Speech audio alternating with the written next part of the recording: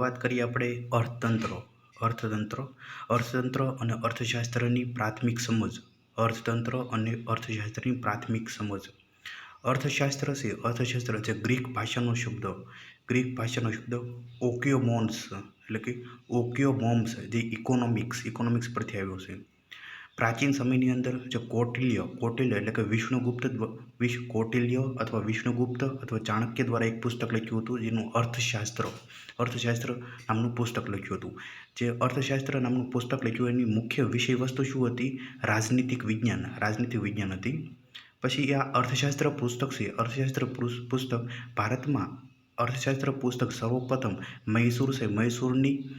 મૈસૂરની oriental લાઇબ્રેરીમાંથી Pandit શાસ્ત્રીને મળેલું હતું. અને પંડિત શાસ્ત્રીએ સંસ્કૃતમાં અનુવાદ કર્યું હતું 1909 અને એને પ્રકાશિત કર્યું હતું. હવે વાત કરીએ આપણે અર્થશાસ્ત્ર અને અર્થતંત્ર વચ્ચેનો તફાવત. અર્થશાસ્ત્ર એટલે કે ઇકોનોમિક્સ. અર્થશાસ્ત્ર છે આ એક સિદ્ધાંતોનો સમૂહ છે, જેમાં વેપાર, ફુગાવો, ખર્ચ, માંગ અને પુરવઠો સંબંધિત આર્થિક નિર્ણયો લેવામાં મદદરૂપ બને છે. અર્થતંત્ર એટલે કે ઇકોનોમી છે જ્યારે અર્થશાસ્ત્રમાં લિખિત સિદ્ધાંતોને વાસ્તવિક રીતે દેશમાં લાગુ કરવામાં આવે અને જે વ્યવસ્થા ઉદ્ભવે છે તેને અર્થવ્યવસ્થા કહે છે. એટલે કે જે અર્થશાસ્ત્રના જે સિદ્ધાંતો છે તે પ્રેક્ટિકલ વ્યવહારની અંદર લાગુ કરવામાં આવે, જેને ઇકોનોમી એટલે કે અર્થતંત્ર કહેવામાં આવે છે. એટલે કે સિદ્ધાંતો અને ફોર્મ્યુલાઓના માધ્યમથી દેશમાં રાષ્ટ્રીય આવકની ગણતરી કરવી, જે ઇકોનોમી એટલે કે અર્થતંત્ર કહે છે. પ્રોફેસર રેગ્નાર ફિશ દ્વારા અર્થશાસ્ત્રને બે ભાગોમાં વિભાજિત કરવામાં આવે છે: માઇક્રો ઇકોનોમિક્સ અને મેક્રો ઇકોનોમિક્સ.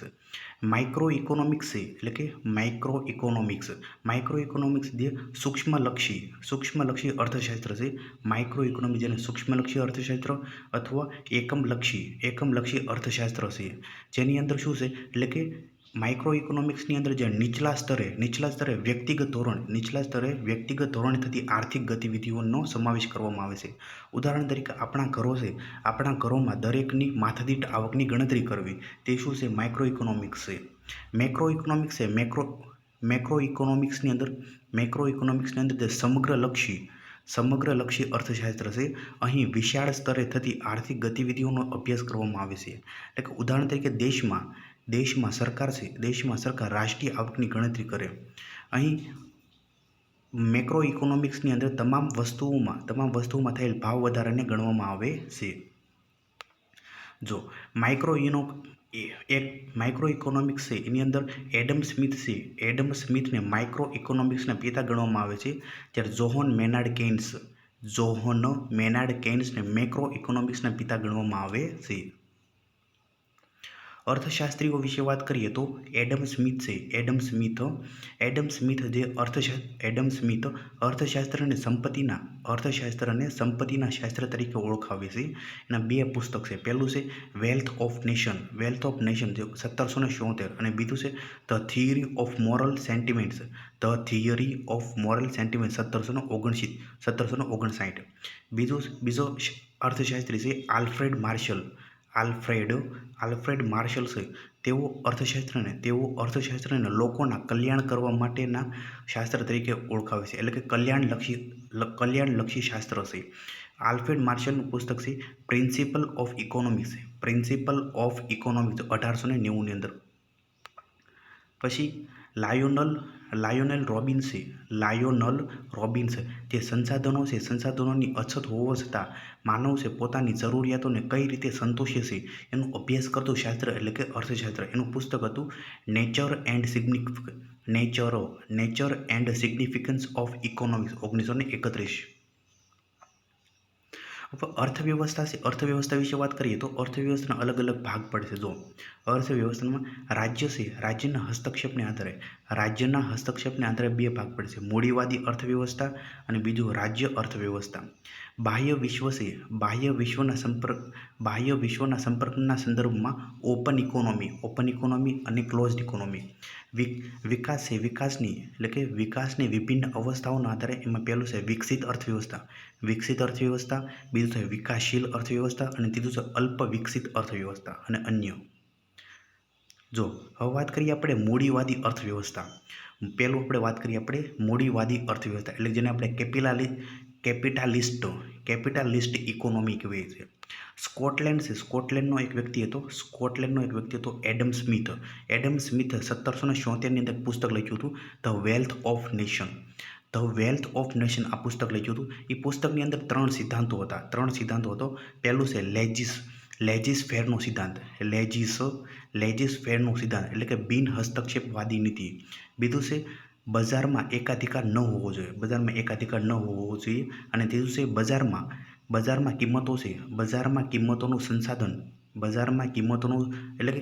કિંમતોનું સંચાલન અર્થવ્યવસ્થાના અદૃશ્ય હાથ વડે થવું જોઈએ.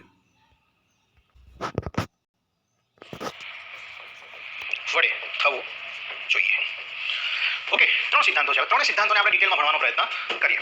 પહેલો સિદ્ધાંત શું કહે છે? લેજીસ ફેરનો સિદ્ધાંત, કે ભાઈ જે દેશમાં મૂડીવાદી અર્થવ્યવસ્થા હોય ત્યાં આ ત્રણ સિદ્ધાંતો કાર્ય કરતા હોવા જોઈએ. પહેલો સિદ્ધાંત છે લેજીસ ફેરનો સિદ્ધાંત. તો પહેલો સિદ્ધાંત આપણે ભણીએ જેનું નામ છે લેજીસ ફેરનો સિદ્ધાંત. અને મેં તમને કીધું કે એ સિદ્ધાંતને ગુજરાતીમાં શું કહેવાય? બિન હસ્તક્ષેપવાદી નીતિ. બિન હસ્તક્ષેપવાદી નીતિ. સમજો હવે. બિન હસ્તક્ષેપ એટલે આપણી દેશી ભાષામાં કહેવાય હળી કરવી. બિન હસ્તક્ષેપ ક્યાંય હસ્તક્ષેપ કરવો નહીં. ક્લિયર થાય છે? લેજીસ ફેરનો સિદ્ધાંત એવું કહે છે કે જે દેશમાં મૂડીવાદી અર્થવ્યવસ્થા લાગુ હોય ત્યાં સરકાર બજારમાં કોઈ પણ પ્રકારનો હસ્તક્ષેપ કરશે નહીં. ક્લિયર થાય છે? સરકાર બજારની અંદર કોણ હોય? કંપનીઓ, ધંધાદારીઓ, વેપારીઓ. ક્લિયર થાય છે? આઈડિયા આવે છે? તો જે દેશમાં મૂડીવાદી અર્થવ્યવસ્થા લાગુ હોય એ દેશમાં સરકાર બજારમાં કોઈ હસ્તક્ષેપ કરશે નહીં. પહેલો મુદ્દો. સરકાર બજારમાં હસ્તક્ષેપ નહીં કરે એનો મતલબ શું સાહેબ? એનો મતલબ એવો કે બજારમાં કઈ કંપનીએ શું પેદા કરવું, કઈ કંપનીએ ક્યાં વેચવું, કેટલું વેચવું, આ બધું ડિસિઝન કંપનીઓ પોતે લેશે. સરકાર એમાં કોઈ હસ્તક્ષેપ કરશે નહીં, કોઈ હળી કરશે નહીં. ક્લિયર થાય છે શું કહેવા માંગુ છું? ઓકે, તમને ખબર ના કીધું ભારતમાં 1991 પહેલા કેટલી ખાંડ અહીંયાથી અમેરિકા મોકલવી, કેટલા ચોખા અહીંયાથી એક્સપોર્ટ કરવા, આ બધા જથ્થાત્મક નિયંત્રણો લાગેલા હતા. સરકારે નક્કી કર્યું કે 1000 કિલો ખાંડ નિકાસ કરી શકાશે, તો વેપારી 1000 થી ઉપર ન કરી શકતો. ક્લિયર થાય છે શું કહેવા માંગુ છું? તો એવા નિયંત્રણો ક્યાં? મૂડીવાદી અર્થવ્યવસ્થામાં હશે નહીં. મૂડીવાદી અર્થવ્યવસ્થામાં બજાર સ્વતંત્ર હશે. જેને જે રીતે ધંધો કરવો હોય, જેને જે કંપની નાખવી હોય, જેને જે પ્રોડક્ટ બનાવવી હોય, જેને જે શાખા નાખવી હોય, બધી જ રીતે કંપનીઓ અથવા તો ખાનગી ક્ષેત્ર, જેને બીજો શબ્દ વાપરી શકીશ, ખાનગી ક્ષેત્ર કેવો છે? સ્વતંત્ર હશે પોતાની રીતે. મારે આજે મોબાઈલની કંપની નાખવી છે, નાખી શકીશ. મારે રબરની કંપની નાખવી છે, નાખી શકીશ. મારે ક્યાંય લાયસન્સ લેવા માટે લાઈનમાં ઊભું રહેવાનું નથી. મારે લાયસન્સ લેવા માટે સરકારને કગરવાનું નથી. બજાર કેવું છે? સ્વતંત્ર છે. ક્લિયર થાય છે? તો મૂડીવાદી અર્થવ્યવસ્થામાં શું હોય? બજાર સ્વતંત્ર, સરકારનો હસ્તક્ષેપ હોય. હા, સરકારનો હસ્તક્ષેપ ક્યાં સુધી હોય?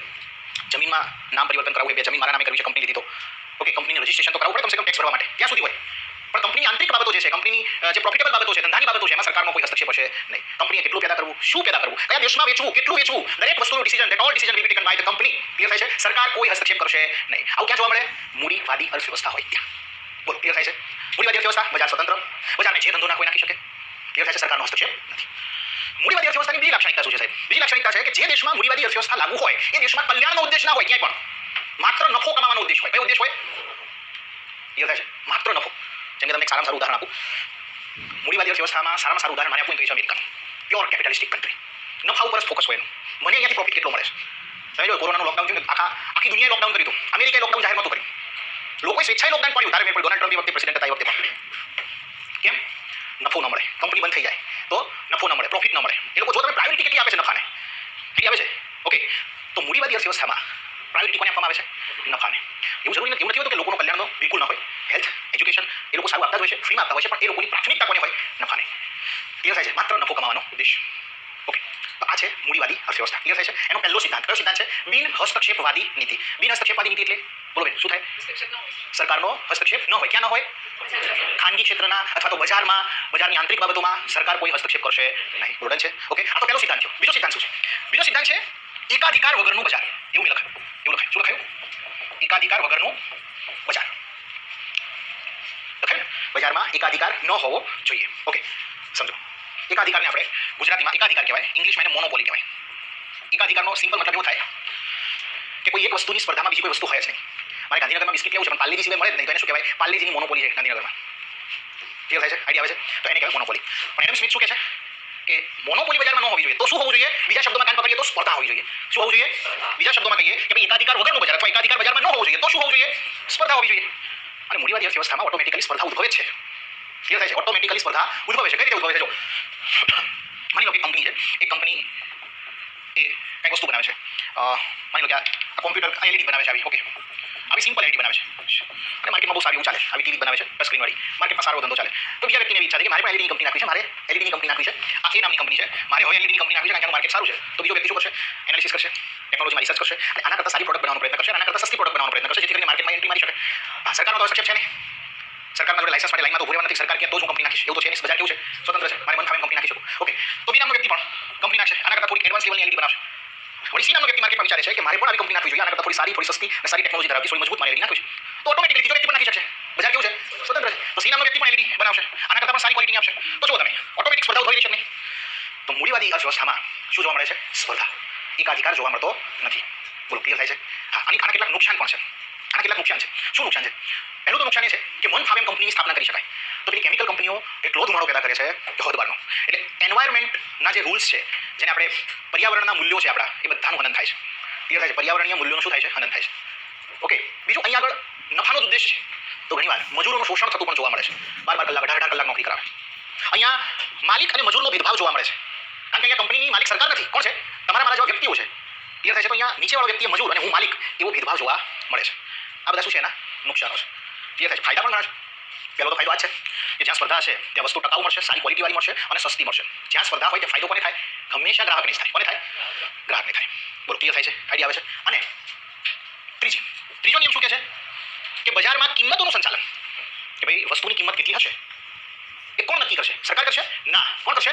અર્થવ્યવસ્થાના અદ્રશ્ય હાથ. અર્થવ્યવસ્થાના કેવા હાથ? અદ્રશ્ય, ઇનવિઝિબલ હેન્ડ ઓફ ઇકોનોમી.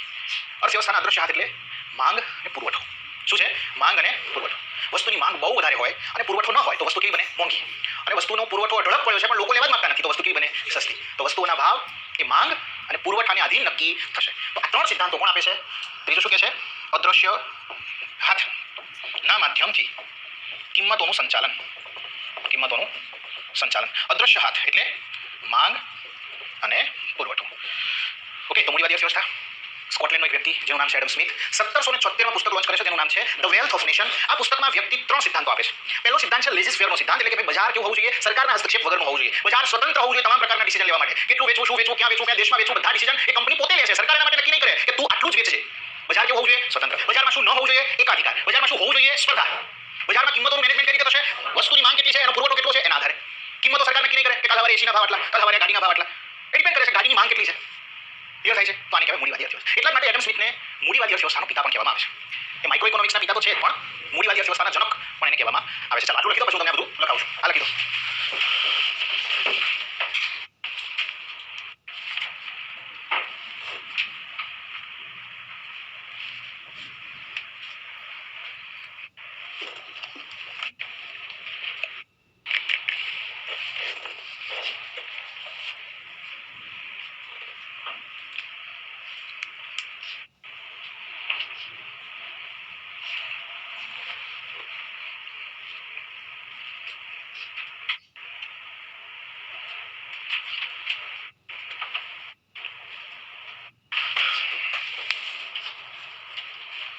લખો લેઝિસ ફેરનો સિદ્ધાંત. આનો અર્થ એવો થાય છે કે સરકાર બજારમાં કોઈ પણ પ્રકારનો હસ્તક્ષેપ કરશે નહીં. સરકાર બજારમાં કોઈ પણ પ્રકારનો હસ્તક્ષેપ કરશે નહીં. ઓકે, એમાં લખીશું કે બજાર પોતાના તમામ નિર્ણયો લેવા માટે સ્વતંત્ર હશે. બજાર પોતાના તમામ નિર્ણયો લેવા માટે સ્વતંત્ર હશે. લખી દીધું પહેલો સિદ્ધાંત. બીજો લખીશું એકાધિકાર વગરનું બજાર. એકાધિકાર વગરનું બજાર. એમાં લખીશું કે બજારમાં કોઈ એક કંપનીનું વર્ચસ્વ ન હોવું જોઈએ. બજારમાં કોઈ એક કંપનીનું વર્ચસ્વ ન હોવું જોઈએ. કોઈ એક કંપનીનું વર્ચસ્વ ન હોવું જોઈએ. મતલબ કે બજારમાં સ્પર્ધા હોવી જોઈએ. બનશે. ત્રીજું લખીશું અદ્રશ્ય હાથ દ્વારા કિંમતોનું સંચાલન.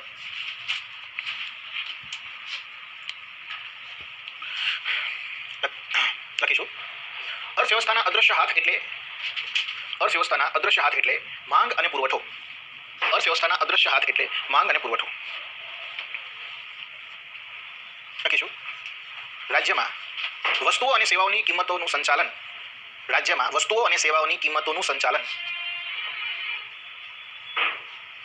સંચાલન ઉપલબ્ધ માંગ અને પુરવઠાને આધારે થવું જોઈએ. ક્લિયર છે? આથી એડમ સ્મિથને મૂડીવાદી અર્થવ્યવસ્થાના જનક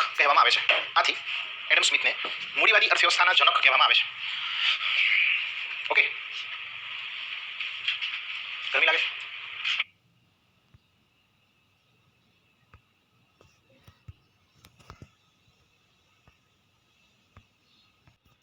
એટલે કે પહેલું છે લેજિસ ફેરનો સિદ્ધાંત. લેજિસ ફેરનો સિદ્ધાંત છે જે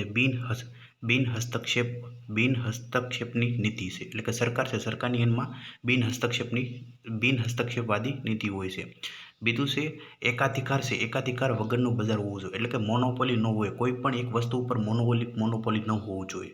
એટલે ત્યાં શું હોય છે? સ્પર્ધા હોય છે, સ્પર્ધા જોવા મળે છે, જેથી કરીને આપણને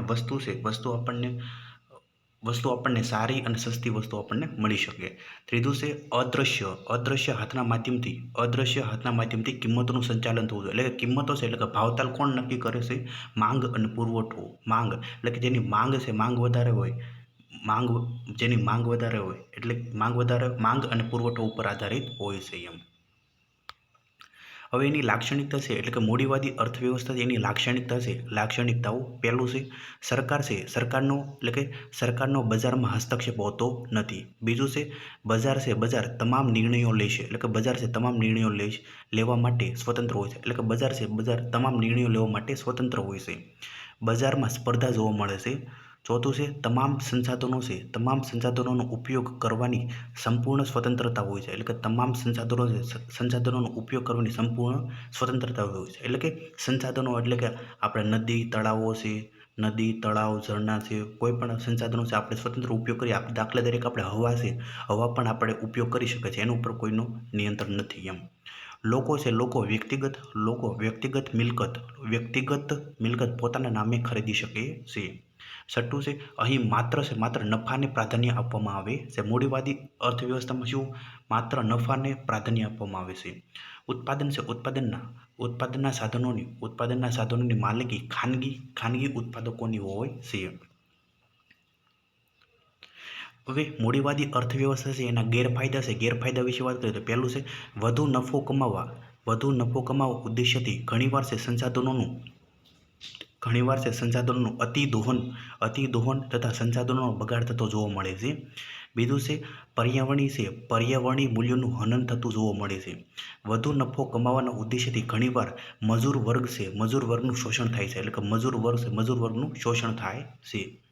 ચોથું છે અહીં મજૂર માલિક જેવા ભેદભાવ જોવા મળે છે. મૂડીવાદી અર્થવ્યવસ્થાના ઉદાહરણ તરીકે આપણે યુએસ એટલે કે અમેરિકાની અંદર, કે યુકે બ્રિટનની અંદર, જાપાન, જર્મની, ન્યુઝીલેન્ડ અને ઓસ્ટ્રેલિયા જે મૂડીવાદી અર્થવ્યવસ્થા ધરાવતા દેશો છે. હવે વાત કરીએ આપણે રાજ્ય અર્થવ્યવસ્થા છે રાજ્ય સંચાલિત અર્થવ્યવસ્થા. કાર્લ માર્ક્સ દ્વારા એક નવી વિચારધારા આપવામાં આવે છે જેને સ્ટેટ ઇકોનોમી એટલે કે સ્ટેટ એડમિનિસ્ટ્રેટેડ ઇકોનોમી તરીકે ઓળખવામાં આવે છે. એટલે કે અહીં શું પેદા કરવું, કેટલું પેદા કરવું, ક્યાં વેચવું અને કેટલું વેચવું, આ તમામ પ્રકારના નિર્ણયો સરકાર દ્વારા લેવામાં આવે છે. અહીં બજાર સ્વતંત્ર હોતી નથી. રાજ્ય અર્થવ્યવસ્થાની અંદર શું તમામ પ્રકારના નિર્ણયો કોણ લેશે? તમામ પ્રકારના નિર્ણયો સરકાર લેશે. અહીં બજાર સ્વતંત્ર હોતી નથી. હવે રાજ્ય અર્થવ્યવસ્થા છે એની લાક્ષણિકતા વિશે વાત કરીએ. પહેલું છે લાક્ષણિકતાઓ. પહેલું ઉત્પાદન છે, ઉત્પાદનના સાધનો ઉદ્યોગો પર સરકારની માલિકી જોવા મળે છે. બીજું છે તમામ ક્ષેત્રોમાં સરકારનો એકાધિકાર હોય છે. ત્રીજું અહીં કલ્યાણકારી ઉદ્દેશ્ય હોય છે. રાજ્ય અર્થવ્યવસ્થાની અંદર શું હોય છે? કલ્યાણકારી ઉદ્દેશ્ય હોય છે.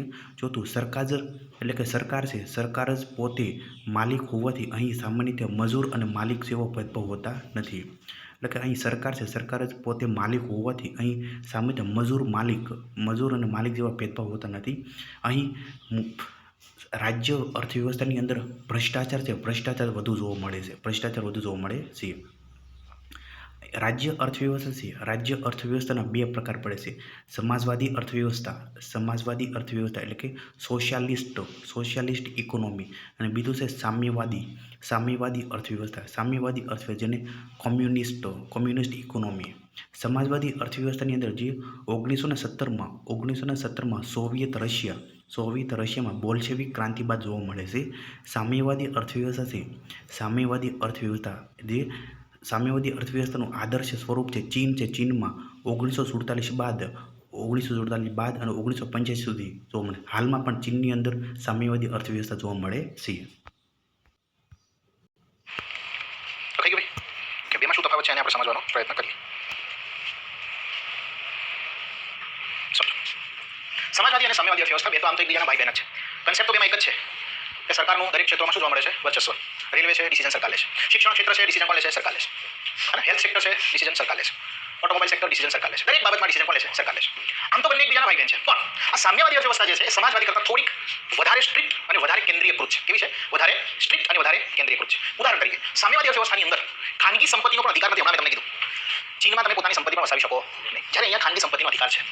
બીજું, અહીંયા શ્રમનો જે રેટ હોય છે, શ્રમ, સવારે ઉઠે મજૂર, દાડીએ જાય તો એને કેટલા રૂપિયા મળશે એ મજૂર નક્કી નહીં કરે, સરકાર નક્કી કરશે કે તને આજે આટલા જ રૂપિયા મળશે.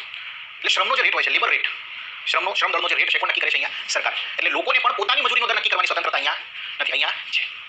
બોલો, ક્લિયર થાય છે? આઈડિયા આવે છે? આ બંનેનો ડિફરન્સ લખીશું. પહેલો ડિફરન્સ સામ્યવાદી અર્થવ્યવસ્થામાં પહેલો પોઈન્ટ લખીશું. ફર્સ્ટ પોઈન્ટ નંબર 1 લખીશું. સમાજવાદી અર્થવ્યવસ્થામાં ખાનગી મિલકતનું અસ્તિત્વ છે. સમાજવાદી અર્થવ્યવસ્થામાં ખાનગી મિલકતનું અસ્તિત્વ છે.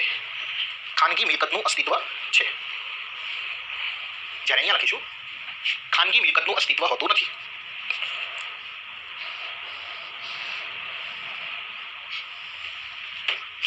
લખ્યું? અહીંયા લખીશું કે કોઈ પણ વ્યક્તિની પ્રતિ દિવસ મજૂરી સરકાર નક્કી કરતી નથી. સમાજવાદી અર્થવ્યવસ્થામાં કોઈ પણ વ્યક્તિની પ્રતિ દિવસ મજૂરી સરકાર નક્કી કરતી નથી.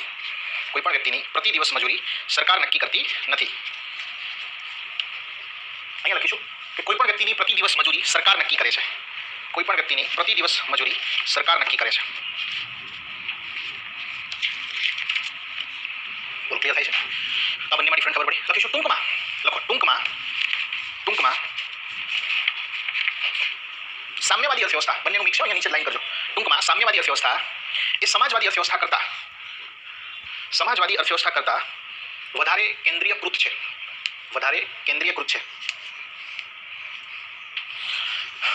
હે? આ સામ્યવાદી અર્થવ્યવસ્થા ક્યાં જોવા મળે? ચીનમાં. ક્યાં જોવા મળે? કેમ ચીનમાં રેપ નહીં થતા હોય? ચીનમાં દંગાઓ નહીં થતા હોય? તમને ક્યારે આપણા હેડલાઇનમાં જોવા મળે ચીનમાં આમ થયું? ક્લિયર થાય છે? કેમ? સામ્યવાદી અર્થવ્યવસ્થા છે. શું કરવું, ન્યૂઝપેપરમાં કેટલું લખવું, શું ન લખવું એ પણ સરકાર નક્કી કરશે. આઈડિયા આવે છે? ખબર પડે છે? વધારે કઠોર અને કેન્દ્રીયકૃત છે કઈ અર્થવ્યવસ્થા? સામ્યવાદી. કોમ્યુનિસ્ટ કન્ટ્રી છે ચાઇના. બોલો, ક્લિયર થાય છે? ડન છે? હવે સમય આવે છે 1929નો. 1929ના સમયમાં વિશ્વમાં ભયાનક મંદી આવે છે. અને ઘણા બધા European country, America, western country પણ તાળા મરી જાય છે. ઉદ્યોગોને શું થાય છે? તાળા મરી જાય છે. મોંઘવારી એક લેવલ સુધી વધી જાય છે. બેરોજગારી વધી જાય છે. અને બે અર્થવ્યવસ્થાઓ, એ રાજ્ય અર્થવ્યવસ્થા હોય કે મૂડીવાદી અર્થવ્યવસ્થા હોય, આ બે અર્થવ્યવસ્થાઓ પોતાના દેશોમાં અર્થવ્યવસ્થાની જે રિકવરી થવી જોઈએ સમયસર, અને જેમ કે કોરોના આવ્યો તો ભારતનું અર્થતંત્ર એ સમય તો ભાગી પડ્યું, -23% ગ્રોથ હતો, આપણો માઇનસમાં ગ્રોથ હતો. પણ આપણે 3 વર્ષમાં શું કરી નાખ્યું? 2 વર્ષમાં 3 વર્ષમાં રિકવરી કરી નાખી. હવે નોર્મલ કરી નાખ્યું અર્થતંત્રને. પણ એ સમય 1929માં જ્યારે મંદી આવી ને, ત્યારે બે અર્થતંત્ર રિકવરી કરવામાં નિષ્ફળ રહ્યા. રાજ્ય અર્થવ્યવસ્થા એટલે કે સામ્યવાદી સમાજવાદી રિકવરી ન કરી શક્યા કે મૂડીવાદી ન કરી શક્યા. ત્યારે એક વ્યક્તિ આવે છે 1936માં, તેનું નામ છે જ્હોન બર્નાર્ડ કેઇન્સ. 1936માં એક પુસ્તક બહાર પાડે છે, the general theory of employment, interest and money. આ પુસ્તકમાં એક નવી અર્થવ્યવસ્થાનો ખ્યાલ આપે છે જેનું નામ છે મિશ્ર અર્થવ્યવસ્થા. કેવી અર્થવ્યવસ્થા? એટલે મૂડીવાદી સમાજવાદી બંનેનું મિશ્રણ. ક્લિયર થાય છે? આઈડિયા આવે છે? તો હવે એક ત્રીજી અર્થવ્યવસ્થાનો ઉદ્ભવ થયો છે જેનું નામ છે મિશ્ર અર્થવ્યવસ્થા. ક્લિયર થાય છે? ચાલો, હવે આપણે મિશ્ર અર્થવ્યવસ્થા અત્યારે નથી ભણવું, અત્યારે આપણે વાત કરીએ આપણે અર્થશાસ્ત્ર અથવા અર્થવ્યવસ્થા. કૌટિલ્ય અથવા વિષ્ણુગુપ્તે જે એક નામનું અર્થશાસ્ત્ર નામનું પુસ્તક લખ્યું હતું. એનો મુખ્ય વિષય હતો રાજનીતિક વિજ્ઞાન. ભારતમાં અર્થશાસ્ત્ર પુસ્તક છે સૌપ્રથમ મૈસૂરની ઓરિએન્ટલ લાઇબ્રેરીમાંથી પંડિત શાસ્ત્રીને મળ્યું હતું. એટલે કે પંડિત શાસ્ત્રીનું મૂળ નામ શું હતું? પંડિત રુદ્રપ્રતાપ શ્યામા શાસ્ત્રી હતું. આ પંડિત રુદ્રપ્રતાપ શ્યામા શાસ્ત્રીએ આ પુસ્તક સંસ્કૃતમાં લખ્યું હતું અને 1909માં પ્રકાશિત કર્યું હતું. હવે અર્થશાસ્ત્રના બે ભાગ પડે છે. માઇક્રો ઇકોનોમિક્સ અને મેક્રો ઇકોનોમિક્સ. માઇક્રો ઇકોનોમિક્સ જેના પિતા છે એડમ સ્મિથ છે. જે સૂક્ષ્મલક્ષી અર્થશાસ્ત્ર, જેને આપણે એકમલક્ષી અર્થશાસ્ત્ર પણ કહેવાય છે. એટલે કે સૂક્ષ્મલક્ષી અર્થશાસ્ત્ર જેને આપણે સૂક્ષ્મ સ્તરે એટલે કે નીચલા સ્તરે આર્થિક ગતિવિધિઓ થાય છે. દાખલા તરીકે તલાટી છે જે ગામનું આર્થિક બજેટ તૈયાર કરે છે. કૌટુંબિક આવકની ગણતરી કરો છો, તે બધી શું છે? સૂક્ષ્મલક્ષી અર્થશાસ્ત્ર છે. એટલે કે નીચલા સ્તરે કરવામાં આવતી સૂક્ષ્મ આર્થિક ગતિવિધિનો માઇક્રો ઇકોનોમિક્સ કહે છે. દાખલા તરીકે માત્ર ટમેટામાં થયેલ ભાવ વધારાની ગણતરી છે તે માઇક્રો ઇકોનોમિક્સની અંદર આવે છે. મેક્રો ઇકોનોમિક્સ જેના પિતા છે જોહન મેનાર્ડ કેઇન્સ છે, તે સમગ્ર લક્ષ્ય અર્થશાસ્ત્ર કહે છે. એટલે કે ઉચ્ચ સ્તરે કરવામાં આવતી આર્થિક ગતિવિધિનો મેક્રો ઇકોનોમિક્સ કહેવાય છે. હવે વાત કરીએ આપણે મૂડીવાદી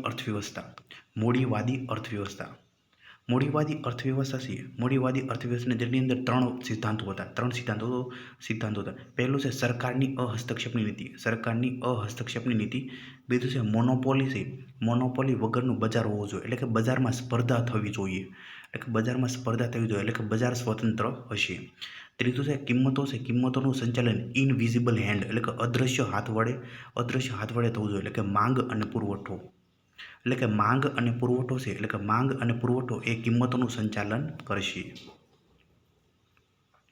એટલે કે જો પહેલું છે લેજીસ ફેરનો સિદ્ધાંત, એટલે કે સરકારની હસ્તક્ષેપની નીતિ, એટલે કે કેટલું પેદા કરવું, ઉત્પાદન કરવું, ક્યાં વેચવું, કેટલું વેચવું, શું ઉત્પાદન કરવું, એ નિર્ણય સરકાર નહીં નક્કી કરે. કોણ કરશે નક્કી? વેપારી, કંપની અથવા પ્રાઇવેટ ક્ષેત્ર પર નિર્ભર હોય છે. એડમ સ્મિથ એ અર્થશાસ્ત્રના પિતા, એટલે કે મૂડીવાદી અર્થશાસ્ત્રના પિતા કહે છે. અર્થશાસ્ત્ર છે એટલે કે અર્થવ્યવસ્થાના પિતા કોણ છે? એડમ સ્મિથ છે. ભારતીય અર્થવ્યવસ્થાના પિતા કોણ છે? કૌટિલ્ય પ્રાચીન. અને બીજું છે આધુનિકની અંદર પી વેંકટ નરસિમ્હા રાવ છે. Mother of Indian economy Amartya Sen છે. ભારતીય આર્થિક આયોજનના પિતા એમ વિશ્વેશ્વરૈયા છે. પ્રિન્સિપલ ઓફ ઇકોનોમિક્સ જે કોણે પ્રિન્સિપલ ઓફ ઇકોનોમિક્સ પુસ્તક કોણે આલ્ફ્રેડ માર્શલે લખ્યું હતું. જે અર્થશાસ્ત્રને કલ્યાણ માટેનું શાસ્ત્ર, એટલે કે કલ્યાણલક્ષી શાસ્ત્ર કહ્યું છે. ધ વેલ્થ ઓફ નેશન જે પુસ્તક કોણે લખ્યું હતું? એડમ સ્મિથે લખ્યું હતું, એટલે કે સંપત્તિનું શાસ્ત્ર. હવે વાત કરીએ આપણે મૂડીવાદી અર્થવ્યવસ્થા. મૂડીવાદી અર્થવ્યવસ્થા ક્યાં છે? ફ્રાન્સ, બ્રિટન, અમેરિકા, ઓસ્ટ્રેલિયા વગેરે જે મૂડીવાદી અર્થવ્યવસ્થા ધરાવતા દેશો છે. મૂડીવાદી અર્થવ્યવસ્થા એના લક્ષણો છે બજાર સ્વતંત્ર હોય છે, એટલે કે ઓપન માર્કેટ ઇકોનોમી હોય છે. એટલે કે સરકારનો બજારમાં કોઈ હસ્તક્ષેપ હોતો નથી. જે દેશમાં મૂડીવાદી અર્થવ્યવસ્થા હોય, એટલે કે જે દેશની અંદર મૂડીવાદી અર્થવ્યવસ્થા લાગુ હોય તે દેશમાં કલ્યાણનો ઉદ્દેશ્ય હોતો નથી, માત્ર નફો કમાવાનો ઉદ્દેશ્ય હોય છે. એટલે કે મૂડીવાદી અર્થવ્યવસ્થાની અંદર માલિક અને મજૂરની વચ્ચે ભેદભાવ વધુ જોવા મળે છે. મૂડીવાદી અર્થવ્યવસ્થાની અંદર અમીર અને ગરીબ વચ્ચે ભેદભાવ વધુ જોવા મળે છે. કંપનીઓ વચ્ચે સ્પર્ધા વધુ જોવા મળે છે. મૂડીવાદી અર્થવ્યવસ્થા નુકસાન પણ છે, એટલે કે પર્યાવરણીય મૂલ્યોનું હનન જોવા મળે છે. મજૂરો છે મજૂરોનું શોષણ પણ જોવા મળે છે. મૂડીવાદી અર્થવ્યવસ્થાના ફાયદા શું છે? એટલે કે મૂડીવાદી અર્થવ્યવસ્થાના ફાયદો શું છે? એક આપણને આ ફાયદો મળે એટલે કે કોઈ પણ વસ્તુ છે એ આપણને વસ્તુ સારી મળે એટલે ગુણવત્તા સારી મળશે એમ. ભાવમાં ફાયદો થશે એટલે વસ્તુ આપણને સસ્તા ભાવ મળશે. સ્પર્ધાના કારણે સસ્તી વસ્તુ મળશે. અર્થવ્યવસ્થા છે અર્થવ્યવસ્થા ઝડપથી વૃદ્ધિ પામશે. હવે વાત કરીએ આપણે રાજ્ય અર્થવ્યવસ્થામાં માલિક મજૂર વચ્ચેનો ભેદભાવ ઓછો જોવા મળે છે. એટલે કે રાજ્ય અર્થવ્યવસ્થાની અંદર લોકોનો કલ્યાણનો ઉદ્દેશ્ય જોવા મળે છે. લોકોનો કલ્યાણનો ઉદ્દેશ્ય જોવા મળે છે. એટલે કે રાજ્ય અર્થવ્યવસ્થામાં એકાધિકાર જોવા મળે છે. એમાં ભ્રષ્ટાચાર જોવા મળે છે. રાજ્ય અર્થવ્યવસ્થા છે તે લાલ પિતાશાહી જોવા મળે છે. એમાં બે ભાગ પડશે, સમાજવાદી અર્થવ્યવસ્થા અને સામ્યવાદી અર્થવ્યવસ્થા. સમાજવાદી અર્થવ્યવસ્થા વિશે વાત કરીએ તો સમાજવાદી અર્થવ્યવસ્થા એટલે કે ઉત્પાદનના સાધનો પર સરકારનું નિયંત્રણ છે. એટલે કે સામ્યવાદ કરતાં ઓછું હોય છે. એટલે કે ઉત્પાદનના સાધનો ચાર છે.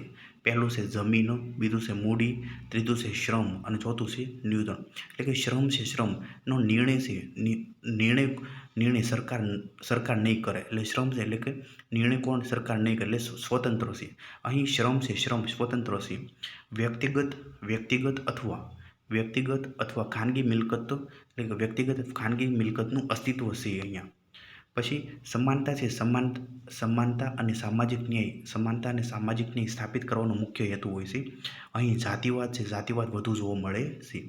સામ્યવાદી અર્થવ્યવસ્થામાં વાત કરીએ તો સામ્યવાદી અર્થવ્યવસ્થામાં જે ઉત્પાદનના સાધનો પર સરકારનું જ નિયંત્રણ હોય છે. એટલે કે ઉત્પાદનના સાધનો પર સરકારનું જ નિયંત્રણ હોય છે.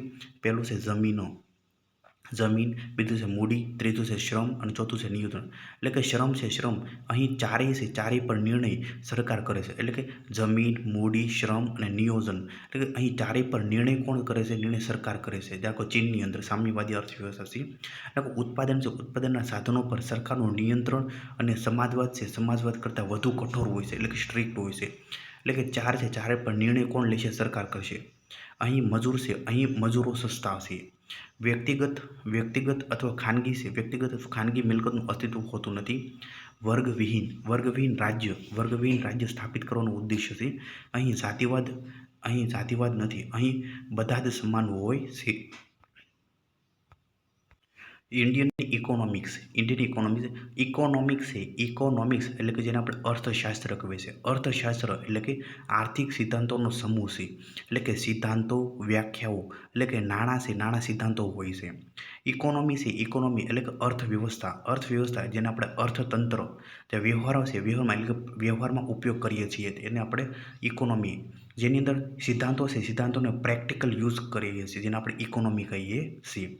અર્થવ્યવસ્થાના પ્રકારો વિશે વાત કરીએ તો અર્થવ્યવસ્થાના પ્રકારો સ્કોટલેન્ડનો એક વ્યક્તિ હતો એડમ સ્મિથે એક પુસ્તક લખ્યું હતું 1776ની અંદર વેલ્થ ઓફ નેશનની અંદર ત્રણ સિદ્ધાંતો હતા.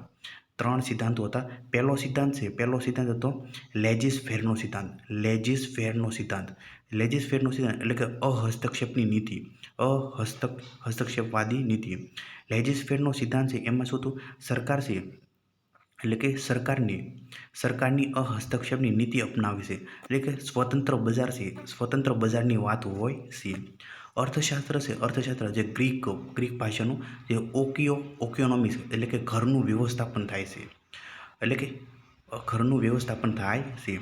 લેજીસ ફેરનો સિદ્ધાંતની અંદર શું હોય છે? બજારમાં સરકારનો હસ્તક્ષેપ હોય છે. એટલે કે બજારની અંદર સરકારનો હસ્તક્ષેપની નીતિ હોય છે. એટલે કે કોઈ પણ દેશની અર્થવ્યવસ્થામાં માર્કેટમાં હસ્તક્ષેપ હોવો જોઈએ નહીં. માર્કેટનો નિર્ણય વધારે હોય છે. આમાં સરકારનો ભાગ નથી એમ. માર્કેટ સ્વતંત્ર હોય છે. મૂડીવાદી અર્થવ્યવસ્થા છે એમાં તમામ નિર્ણયો માર્કેટના એટલે કે બજાર પર હોય છે. એટલે કે સરકારનો હસ્તક્ષેપ નહીં હોય. એટલે કે મૂડીવાદી અર્થવ્યવસ્થામાં માત્ર નફાના ઉદ્દેશ્યના આધારે ધંધો ચાલે છે. અહીં કંપનીના જે માલિકો અને મજૂર જેવા ભેદભાવ જોવા મળે છે. આમાં કલ્યાણકારી યોજનાનો ઉદ્દેશ્ય નથી. બીજો સિદ્ધાંત શું હતો? એટલે કે બીજો સિદ્ધાંત એની ઉપર અર્થશાસ્ત્ર છે. અર્થશાસ્ત્ર જે કૌટિલ્ય જેનો મુખ્ય વિષય તો રાજનીતિક વિજ્ઞાનનો. બીજો સિદ્ધાંત કયો છે? બીજો સિદ્ધાંત છે બીજો એકાધિકાર છે. એકાધિકારનું બજાર હોવું જોઈએ, એટલે કે એકાધિકાર વગરનું બજાર હોવું જોઈએ. એટલે કે બજાર છે, બજાર મોનોપોલી વગરનું હોવું જોઈએ. એટલે કે મોનોપોલી એટલે કે માર્કેટમાં એક જ કંપની રાજ કરતી હોવી જોઈએ નહીં એમ. એટલે કે તેવું ન ચાલે. એટલે માર્કેટમાં એક જ કંપની રાજ કરતી જોઈએ તેવું ન ચાલે. એટલે કે મોનોપોલી વગરનું બજાર હોવું જોઈએ. જેના લીધે માર્કેટ છે, માર્કેટમાં સ્પર્ધા હોવી જોઈએ. એકબીજા સાથે માર્કેટમાં સ્પર્ધા હોય તો જ માર્કેટ એટલે કે હરીફાઈ વ્યવસ્થિત અને સારો ભાવ મળી રહે. ત્રીજું છે માર્કેટમાં વસ્તુની કિંમત છે. વસ્તુની કિંમત માંગ અને પુરવઠા પર આધારિત હોવી જોઈએ અને તેના દ્વારા નક્કી થવી જોઈએ. એટલે કે કિંમતોનું સંચાલન છે એ અર્થવ્યવસ્થાને ઇનવિઝિબલ હેન્ડ દ્વારા થવું જોઈએ, જે માંગ અને પુરવઠા. એડમ સ્મિથ જે સ્કોટલેન્ડનો હતો, એને 1776ની અંદર એક પુસ્તક લખ્યું હતું, the wealth of nation. Adam સ્મિથને મૂડીવાદી અર્થવ્યવસ્થાના જનક કહે છે. બીજું પુસ્તક હતું the theory of moral sentiment. 1759. Close economy કોને કહે છે? ક્લોઝ ઇકોનોમી જેને બંધ અર્થવ્યવસ્થા કહે છે. એટલે કે કોઈ પણ દેશ એ બીજા અન્ય દેશો સાથે આયાત નિકાસ ન કરતો હોય. એટલે કે ઉત્પાદન પોતે જ કરે છે અને વ્યવહાર છે પોતાના દેશમાં જ કરે છે. મૂડીવાદી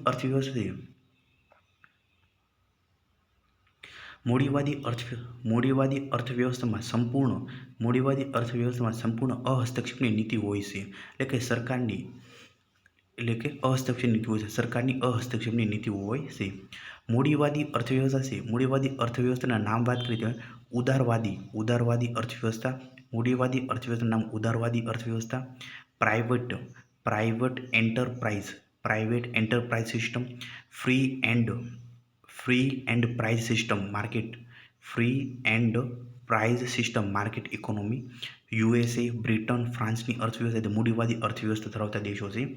મૂડીવાદી અર્થવ્યવસ્થાના ગેરફાયદા વાત કરીએ તો પર્યાવરણને નુકસાન થશે. નફાના ઉદ્દેશ્યને ધ્યાનમાં રાખી સારી ક્વોલિટીની વસ્તુ નહીં બનાવે. એટલે કે પોતાના લાભ માટે નીચી કક્ષાની ક્વોલિટી વસ્તુઓ બનાવશે. સંસાધનોનું અતિદોહન થશે. એટલે કે જરૂરિયાત કરતાં વધારે સંસાધનોનું અતિદોહન થશે. 1840માં કાર્લ માર્ક્સ એને પુસ્તક લખ્યું ધ કોમ્યુનિસ્ટ મેનિફેસ્ટો પુસ્તક લખ્યું હતું. એની અંદર શું છે? એની અંદર સ્ટેટ ઇકોનોમી એટલે કે રાજ્ય અર્થવ્યવસ્થા જે નોન માર્કેટ ઇકોનોમી છે. રાજ્ય અર્થવ્યવસ્થા તમામ નિર્ણયો સરકાર લેશે. એટલે કે બજારમાં મોનોપોલી એકાધિકાર જોવા મળે છે. કોનું? સરકારનો મોનોપોલી એટલે એકાધિકાર જોવા મળે છે. તેના બે ભાગ પડે છે, સમાજવાદી અર્થવ્યવસ્થા અને સામ્યવાદી અર્થવ્યવસ્થા. સમાજવાદી અર્થવ્યવસ્થા છે જે સમાજવાદી અર્થવ્યવસ્થાની અંદર ખાનગી સંપત્તિનો અધિકાર હોય છે. સમાજવાદી અર્થવ્યવસ્થા છે જે 1917માં રશિયામાં બોલ્શેવિક ક્રાંતિ બાદ થઈ હતી. જે સમાજવાદી અર્થવ્યવસ્થાનો ઉદય થયો હતો 1917માં રશિયામાં બોલ્શેવિક ક્રાંતિ બાદ ઉદય થયો હતો. સમાજવાદી અર્થવ્યવસ્થાની અંદર આમાં માર્કેટમાં સરકારનો સંપૂર્ણ હસ્તક્ષેપ હોય છે. એટલે કે માર્કેટમાં સંપૂર્ણ હસ્તક્ષેપ હોય છે. સરકાર આમાં કલ્યાણકારી યોજનાનો ઉદ્દેશ્ય હોય છે. એમાં નિર્ણય સરકાર કરે છે. એટલે કે વસ્તુની કિંમતનું મૂલ્ય સરકાર નક્કી કરશે. જો કોઈ પ્રાઇવેટ કંપની ખોલવી હોય તો સરકારની પરવાનગી વગર ન ખોલી શકે એમ. એટલે કે સરકારની મોનોપોલી જોવા મળે છે. એટલે કે સરકારનો એકાધિકાર જોવા મળે છે. અહીં સરકાર અને માલિક જેવા ભેદભાવ હોતા નથી. એટલે કે અસમાનતા જોવા મળતી નથી. સમાજવાદી અર્થવ્યવસ્થાની અંદર ભ્રષ્ટાચાર છે, ભ્રષ્ટાચાર અને લાલ પિત્તાશાહી જોવા મળે છે. અહીં હરીફાઈ જોવા મળતી નથી. સામ્યવાદી અર્થવ્યવસ્થા છે, સામ્યવાદી અર્થવ્યવસ્થા જે સ્ટ્રિક્ટ હોય છે, સ્ટ્રિક્ટ એટલે વધારે કેન્દ્રીકૃત હોય છે. 1949 બાદ ચીનમાં જોવા મળે છે. ચીન અને ઉત્તર કોરિયાની અંદર જોવા મળે છે. સમાજ એટલે કે સામ્યવાદી અર્થવ્યવસ્થા ક્યાં જોવા મળે? ચીન અને ઉત્તર કોરિયાની અંદર જોવા મળે છે. અહીં પણ સંપૂર્ણ હસ્તક્ષેપ છે. સંપૂર્ણ હસ્તક્ષેપ સરકારનો માર્કેટમાં હશે. એટલે કે બજારનો સંપૂર્ણ અધિકાર સરકારનો હોય છે. અહીં ખાનગી સંપત્તિ છે, ખાનગી સંપત્તિનો અધિકાર નથી. એટલે કે સમાજવાદી કરતાં સામ્યવાદી અર્થવ્યવસ્થામાં વધારે કેન્દ્રીકૃત છે. એટલે કે બિલકુલ સ્વતંત્રતા હોતી નથી. અહીં માલિક છે, માલિકનો અથવા મજૂરનો પગાર પણ સરકાર જ નક્કી કરશે. સરકારને બધી જ બાબતોમાં કેન્દ્રીકૃત છે. અહીં સરકાર છે, સરકારની વિરુદ્ધ એક પણ શબ્દ ન બોલી શકે. ખૂબ જ વધારે કેન્દ્રીકૃત છે. એટલે કે સ્વતંત્રતાનો અધિકાર નથી. એટલે કે સામ્યવાદી અર્થવ્યવસ્થા છે. સામ્યવાદી અર્થવ્યવસ્થામાં સરકાર છે, સરકારને સંપૂર્ણ બધી જ બાબતોમાં હસ્તક્ષેપ હોય છે. તેને બીજા કોઈ દેશ સાથે વ્યવહાર કરવો હોય તો પણ સરકારની મંજૂરી વગર ન કરી શકે. અહીં મજૂર છે, મજૂરનો પગાર પણ કોણ? સરકાર નક્કી કરે છે. વિશ્વમાં 1929ની અંદર મહામંદી આવે છે. અમેરિકા અને યુરોપિયન દેશોમાં મોટી અર્થવ્યવસ્થા ધરાવતા દેશોમાં મહામંદી સંકળાઈ જાય છે. એટલે કે એમાં મહામંદી સંકળાય છે અને તીવ્ર બેરોજગારી જોવા મળે છે. અને જેના લીધે વૃદ્ધિ અટકી જાય છે અને ઉત્પાદન થતું નથી. તેથી આવી પરિસ્થિતિઓનો ઉદ્ભવ થાય છે. જેના લીધે 1936ની અંદર the general theory of employment, interest and money, આ પુસ્તકોને જો જ્હોન મેનાર્ડ કેન્સ, જેની અંદર શું મિશ્ર અર્થવ્યવસ્થા છે, મિશ્ર અર્થવ્યવસ્થાનો કોન્સેપ્ટ આવે છે. મિશ્ર અર્થવ્યવસ્થાનો કોન્સેપ્ટ ક્યાંથી આવે છે? જ્હોન મેનાર્ડ દ્વારા એક પુસ્તક લખ્યું હતું, the general theory of employment, interest and money, જે મિશ્ર અર્થવ્યવસ્થાનો કોન્સેપ્ટ આ પુસ્તકમાંથી આવે છે. જે ઓસ્કાર લેન તે પણ મિશ્ર અર્થવ્યવસ્થાને સમર્થન આપે છે. મૂડીવાદી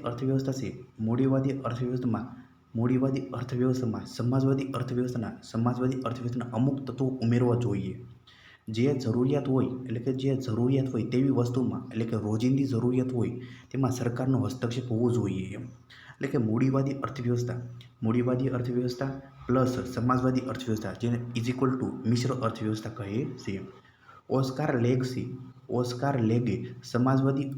ઓસ્કાર લેગે સમાજવાદીમાં અમુક તત્વો છે, મૂડીવાદી અર્થવ્યવસ્થાના તત્વો ઉમેરવા જોઈએ એવું કીધું હતું.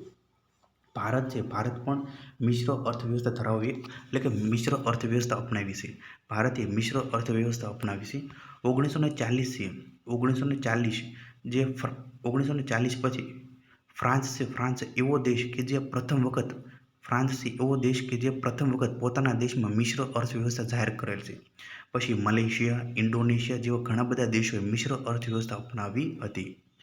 ભારતે 1948માં ડૉક્ટર શ્યામા પ્રસાદ મુખર્જી, જે ઉદ્યોગ મંત્રી હતા, ઉદ્યોગ મંત્રી દ્વારા ભારતમાં પ્રથમ